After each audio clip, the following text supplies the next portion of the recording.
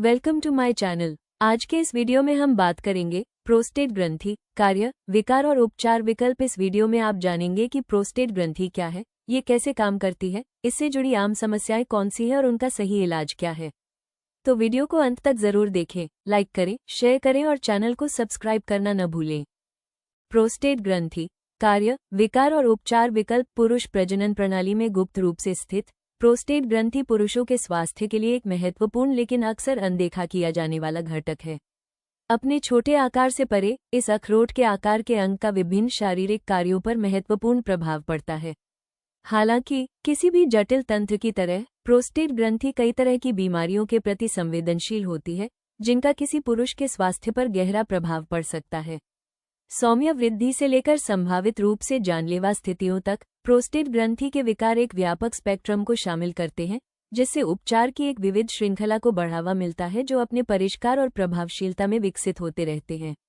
इसमें हम प्रोस्टेट ग्रंथि विकारों और उनके उपचार के तरीकों के बहुमुखी क्षेत्र का पता लगाते हैं। कुछ बुनियादी बातों से शुरू करते हुए पुरुषों के स्वास्थ्य को आकार देने वाले महत्वपूर्ण पहलुओं पर प्रकाश डालते हैं। प्रोस्टेट ग्रंथि क्या है? प्रोस्टेट ग्रंथि मूत्राशय के ठीक नीचे और मलाशय के सामने स्थित एक छोटी मांसल ग्रंथि है, जो मूत्रमार्ग के चारों ओर होती है, जो मूत्राशय से मूत्र और प्रजनन प्रणाली से वीर्य को शरीर से बाहर ले जाने के लिए जिम्मेदार ट्यूब है।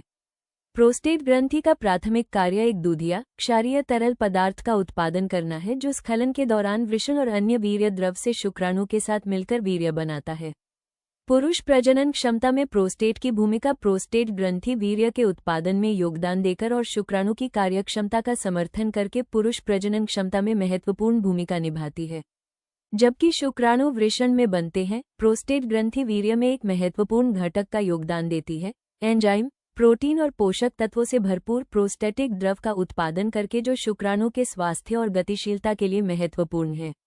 जब पुरुष प्रजनन क्षमता की बात आती है, तो प्रोस्टेटिक द्रव कई प्रमुख उद्देश्यों को पूरा करता है, जिनमें शामिल हैं पोषक तत्व सहायता। प्रोस्टेट ग्रंथि से स्रावित पदार्थ शुक्राणुओं के लिए पोषक तत्व और ऊर्जा स्रोत प्रदान करते हैं, जिससे उनके जीवित रहने और गतिशीलता में सहायता मिलती है।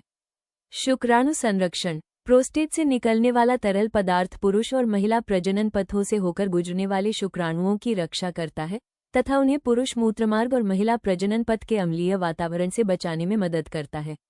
वीर्य की श्यानता। प्रोस्टेट से निकलने वाला तरल पदार्थ वीर्य की श्यानता में योगदान देता है, जिससे स्खलन प्रक्रिया में सहायता मिलती है और प्रजनन प्रणाली के माध्यम से शुक्राणुओं की गति में सहायता मिलती है।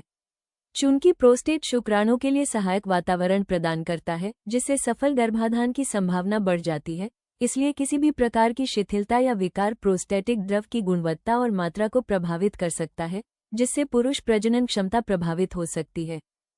प्रोस्टेट समस्याओं के सामान्य संकेत और लक्षण। प्रोस्टेट की समस्याएं विभिन्न संकेतों और लक्षणों के माध्यम से प्रकट हो सकती हैं, जो प्रोस्टेट ग्रंथि के साथ संभावित समस्याओं का संकेत देती हैं। ये ध्यान रखना जरूरी है कि सभी प्रोस्टेट समस्याओं में लक्षण नहीं दिखते, लेकिन जब दिखते हैं तो सबसे आम संकेत ये होते हैं: मूत्र संबंधी परिवर्तन, पेशाब की आवृत्ति में वृद्धि, विशेष रूप से रात में, नॉक्टूरिया, पेशाब शुरू करने में कठिनाई या मूत्र प्रवाह कमजोर होना, मूत्राशय को पूरी तरह से खाली करने में असमर्थता, जिसके कारण अपूर्ण खाली होने की अनुभूति होती है, पेशाब करने की तीव्र इच्छा, दर्द या असुविधा, पेशाब करते समय दर्द या जलन, डिसूरिया, श्रोणि क्षेत्र, जननांगों या पीठ के निचले हिस्से में असुविधा, मूत्र या वीर्य में रक्त मूत्र, हेमट्यूरिया या वीर्य में रक्त आना विभिन्न स्थितियों का संकेत हो सकता है, जिसमें संक्रमण या प्रोस्टेट कैंसर जैसी अधिक गंभीर समस्याएं शामिल हैं। यौन रोग, स्तंभन दोष, दर्दनाक स्खलन। प्रोस्टेट समस्याओं के अन्य लक्षणों में बार बार मूत्रमार्ग में संक्रमण, यूटीआई और सामान्य कमजोरी या थकान शामिल हैं। इसके अतिरिक्त लक्षणों में ओवरलैप को देखते हुए सटीक निदान के लिए स्वास्थ्य सेवा पेशेवर से परामर्श करना महत्वपूर्ण है। इनमें से किसी भी लक्षण का अनुभव करने वाले पुरुषों को, खासकर अगर वे बने रहते हैं या बिगड़ जाते हैं, तो उचित मूल्यांकन और उचित उपचार के लिए चिकित्सा सलाह लेनी चाहिए। नियमित जांच और जांच, विशेष रूप से 50 वर्ष से अधिक उम्र के पुरुषों के लिए, प्रोस्टेट समस्याओं का जल्द पता लगाने और सफल उपचार की संभावनाओं को बेहतर बनाने में मदद कर सकती है। प्रोस्टेट को प्रभावित करने वाली सामान्य स्थितियां। प्रोस्टेट को कई तरह की स्थितियां और विकार प्रभावित कर सकते हैं। यहाँ कुछ सामान्य स्थितियां दी गई हैं। 1. सौम्य प्रोस्टेटिक हाइपरप्लासिया बीपीएच प्रोस्टेट ग्रंथि का एक गैर कैंसरकारी इजाफा है।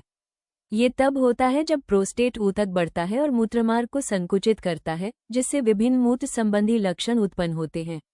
बीपीएच लक्षण जैसे जैसे प्रोस्टेट बढ़ता है, यह मूत्रमार्ग को संकुचित कर सकता है, जिससे विभिन्न मूत्र संबंधी लक्षण उत्पन्न हो सकते हैं।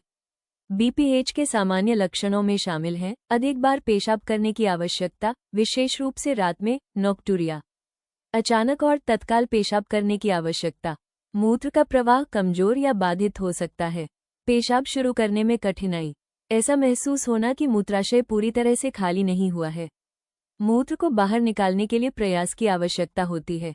गंभीर मामलों में बीपीएच के कारण पेशाब करने में असमर्थता हो सकती है।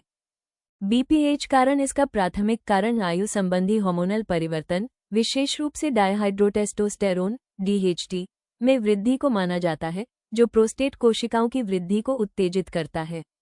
बीपीएच उपचार सतर्क प्रतीक्षा, तत्काल हस्तक्षेप के बिना स्थिति की निगरानी करना। हल्के लक्षणों के लिए उपयुक्त जीवनशैली और व्यवहार संबंधी उपाय। जीवनशैली में परिवर्तन के माध्यम से लक्षणों का प्रबंधन करना, जैसे कैफीन और शराब का सेवन सीमित करना और पेल्विक फ्लो व्यायाम का अभ्यास करना। दवाएं, मांसपेशियों को आराम देने और प्रोस्टेट के आकार को कम करने के लिए अल्फा ब्लॉकर्स और 5 अल्फा रिडक्टेस अवरोधकों का प्रशासन। न्यूनतम इन्वेसिव प्रक्रियाएं, प्रोस्टेट ऊतक को कम करने के लिए ट्रांसयूरेथ्रल माइक्रोवेव थर्मोथेरेपी (TUMT) या लेजर थेरेपी जैसी प्रक्रियाएं निर्धारित की जा सकती हैं। Transurethral resection of prostate (TURP) अतिरिक्त प्रोस्टेट ऊतक को शल्य चिकित्सा द्वारा हटाना। प्रोस्टेटिक यूरेथ्रल लिफ्ट (यूरोलिफ्ट) एक न्यूनतम आक्रामक प्रक्रिया।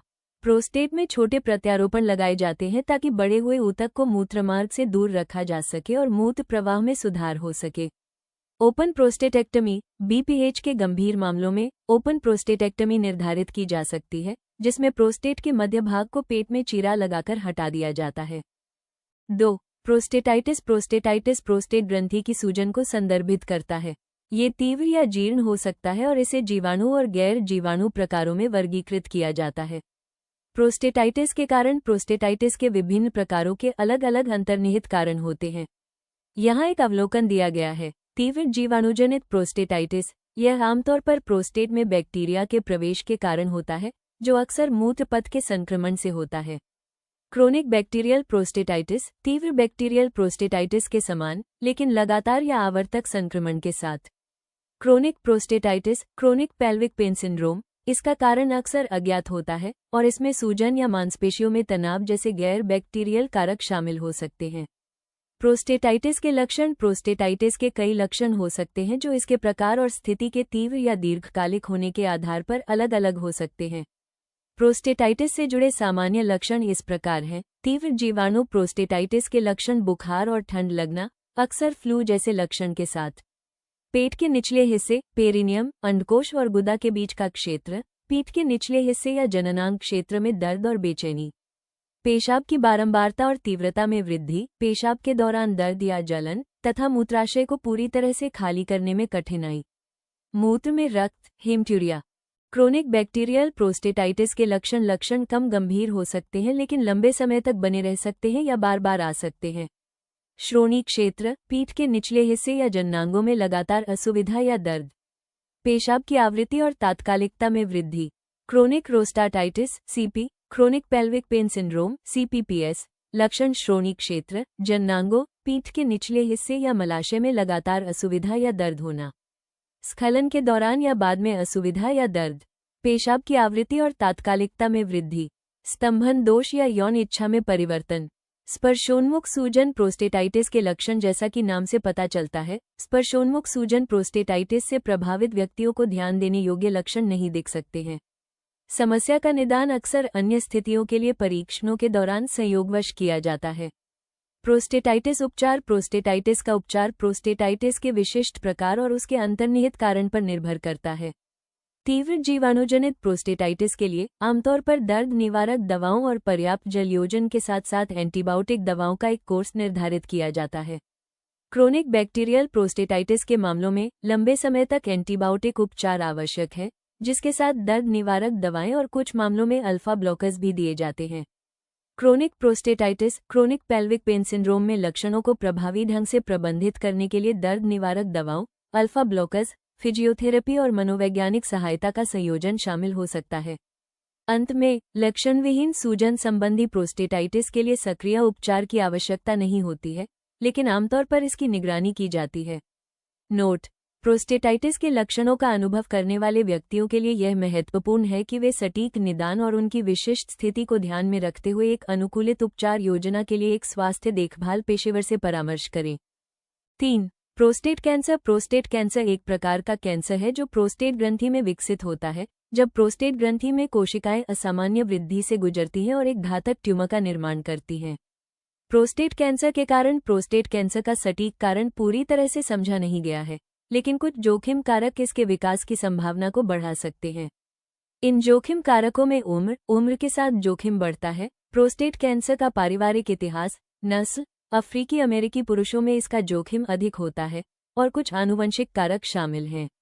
हार्मोनल परिवर्तन और पर्यावरणीय कारक भी प्रोस्टेट कैंसर के विकास में योगदान दे सकते हैं। प्रोस्टेट कैंसर के लक्षण प्रारंभिक अवस्था में प्रोस्टेट कैंसर के लक्षण स्पष्ट नहीं होते हैं। जैसे जैसे कैंसर बढ़ता है, लक्षणों में ये शामिल हो सकते हैं: पेशाब की आवृत्ति में वृद्धि, पेशाब शुरू करने या रोकने में कठिनाई, कमजोर या बाधित मूत्र प्रवाह और अधूरा खाली होने की भावना। मूत्र या वीर्य में रक्त मौजूद हो सकता है, स्तंभन प्राप्त करने या बनाए रखने में कठिनाई, श्रोणि क्षेत्र में असुविधा या दर्द। ये ध्यान रखना महत्वपूर्ण है कि ये लक्षण प्रोस्टेट को प्रभावित करने वाली अन्य गैर कैंसरकारी स्थितियों का भी संकेत हो सकते हैं, जैसे कि सौम्य प्रोस्टेटिक हाइपरप्लासिया, BPH या प्रोस्टेटाइटिस। प्रोस्टेट कैंसर उपचार प्रोस्टेट कैंसर का उपचार कई कारकों पर निर्भर करता है, जिसमें कैंसर का चरण, रोगी का समग्र स्वास्थ्य और व्यक्तिगत प्राथमिकताएं शामिल हैं। उपचार के विकल्पों में ये शामिल हो सकते हैं: सक्रिय निगरानी, कम जोखिम वाले कैंसर के मामलों में तत्काल उपचार के बिना कैंसर की प्रगति की निगरानी करना। शल्य चिकित्सा, प्रोस्टेट ग्रंथि को शल्य चिकित्सा द्वारा हटाना, प्रोस्टेटेक्टमी। विकिरण चिकित्सा, कैंसर कोशिकाओं को लक्षित करने और मारने के लिए उच्च ऊर्जा किरणों का उपयोग करना।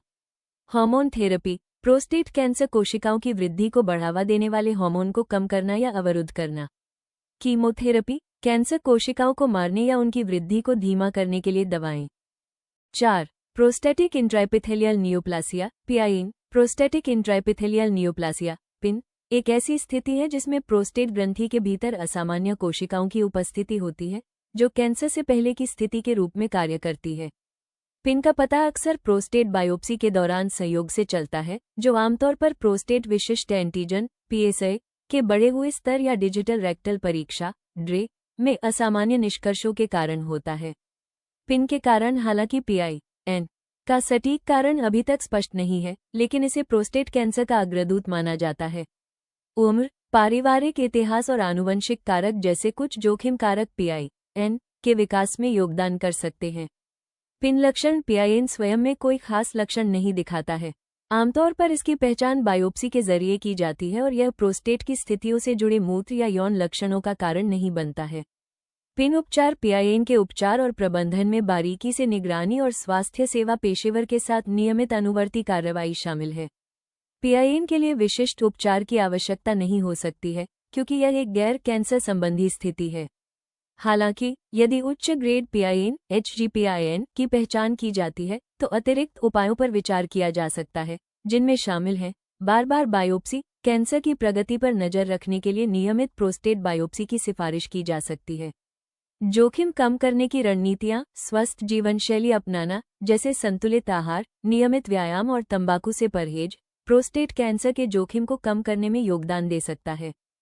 5. प्रोस्टेट स्टोन प्रोस्टेट पथरी, जिसे प्रोस्टेटिक कैल्कुली के नाम से भी जाना जाता है, छोटी कैल्सिफाइड संरचनाएं होती हैं जो प्रोस्टेट ग्रंथि के भीतर विकसित हो सकती हैं। ये पत्थर आमतौर पर कैल्शियम और अन्य खनिजों से बने होते हैं और इनका आकार बहुत छोटे से लेकर कुछ मिलीमीटर व्यास तक हो सकता है।